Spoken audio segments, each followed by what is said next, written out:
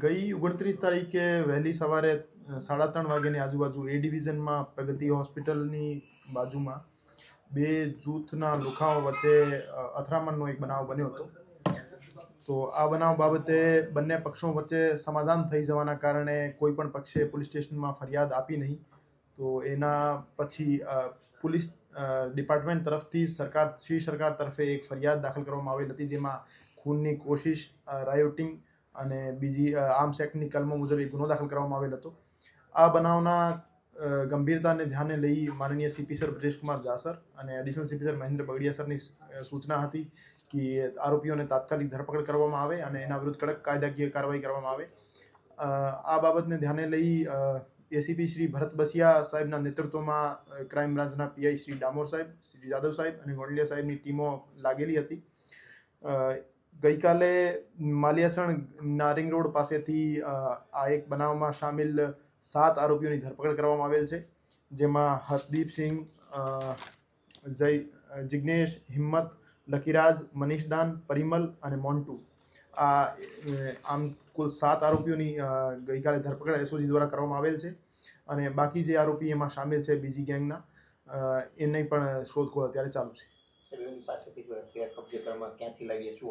એના પાસેથી એક હથિયાર અને અમુક કાર્ટ્રેજ કબજે કરવામાં આવેલ છે અને બીજા એક હથિયારની અમારા પાસે માહિતી છે, જે પણ એ આરોપી હજુ પકડાણો નથી. તો એમના પાસેથી પણ હથિયાર જ્યારે આરોપી પકડાશે એમના પાસે કબજે કરવામાં આવશે. કારણ શું હતું ફાયરિંગનો કારણ મૂળ જાન્યુઆરી મહિનામાં એક માલવીયનગર પોલીસ સ્ટેશનમાં ગુનો દાખલ થયો હતો, જેમાં રાધિકા નામની એક મહિલા છે, એના ઘરે બંને જૂથના વચ્ચે એક માથાકૂટનો બનાવ બન્યો હતો.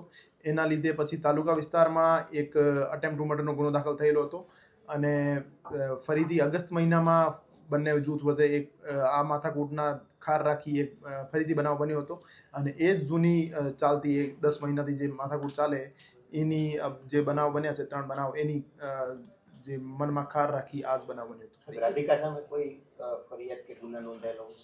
રાધિકાની સામે કોઈ ફરિયાદ બીજી ગેંગ છે જે સમીર ઉર્ફે મુર્ગો કહેવામાં આવે છે, એના કોઈ ઈ ગેંગના કોઈ લોકોની ધરપકડ એ જૂથના 3 માણસોને અત્યારે રાઉન્ડ અપ કરવામાં આવેલ છે અને એ બનાવમાં સામેલ હતા કે કેમ આ બાબતે એની પૂછપરછ ગહેનતાપૂર્વક ચાલુ છે અને એની એમાં ઇન્વોલ્વમેન્ટ સામે આવે તો એની પણ ધરપકડ કરવામાં આવશે. ગેંગ છે 4 વર્ષમાં ચોથો બનાવ છે, તો કોઈ કડક કાર્યવાહી કરવામાં? આ બંને જે જૂથ છે એના વિરુદ્ધ GCTOCના કાયદા હેઠળ કાર્યવાહી કરવાની પ્રક્રિયા હાથ ધરવામાં આવી ગઈ છે અને આવનાર 5-7 દિવસમાં એમના વિરુદ્ધ GCTOCના કાયદા હેઠળ કડક કાર્યવાહી કરવામાં આવશે. કોના દ્વારા કેટલા ફાયરિંગ કરવામાં આવ્યા? હજુ સુધી પ્રથમ દ્રષ્ટિયા 8 થી 9 ખાલી કેસ અમારા પાસે બરામદ થયા છે, તો એવું માની શકાય કે 8 થી 9 ફાયર થયા હતા અને બીજી જૂથના અમુક માણસો અરેસ્ટ થાય તો એના પછી એક્ઝેક્ટ નંબર ખ્યાલ આવે. કોના દ્વારા ફાયરિંગ કરવામાં? આ બનાવમાં સમીર જુણેજા, આ સિવાય મેટિયો ઝાલા અને જિગ્નેશ ભૈલુ 3 માણસો દ્વારા ફાયરિંગ કરવામાં આવે છે. હથિયાર ગેરકાયદેસર ક્યાંથી લાવ્યા હતા એની કોઈ વિગત સામે આવી છે? આરોપીઓને ગઈકાલે અરેસ્ટ કર્યા બાદ એને એક નવા માણસનું નામ આપ્યું છે જે એને હથિયાર સપ્લાય કરી રહ્યો હતો. એની શોધખોળ માટે અત્યારે ટીમ લાગેલી છે. સાહેબ, જૂની અદાવતમાં હતી તો 2 જણા ક્યાં મળ્યા હતા અને કઈ રીતે આખો ગુનો કઈ રીતે બન્યો, જે ફાયરિંગનો છેલ્લો ગુનો હતો?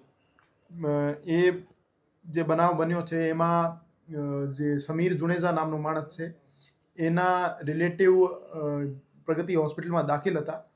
તો એ રિલેટિવને જોવા માટે જુણેજા જૂથના માણસો ત્યાં ભેગા થયેલા હતા અને તે માણસો ત્યાં ભેગા થયેલા એ આ બાબતની જાણ સામાવાળા માણસો ગઢવી જૂથના માણસોને ખ્યાલ થતા એ કારમાં 2 I-20 અને સ્વિફ્ટ કારમાં બેસી ત્યાં જગ્યા ઉપર આવેલ અને એના ઉપર ફાયર કરેલ. તો એના જવાબી કાર્યવાહીમાં સમીર જુણેજા દ્વારા પણ ફાયર કરવામાં આવેલ.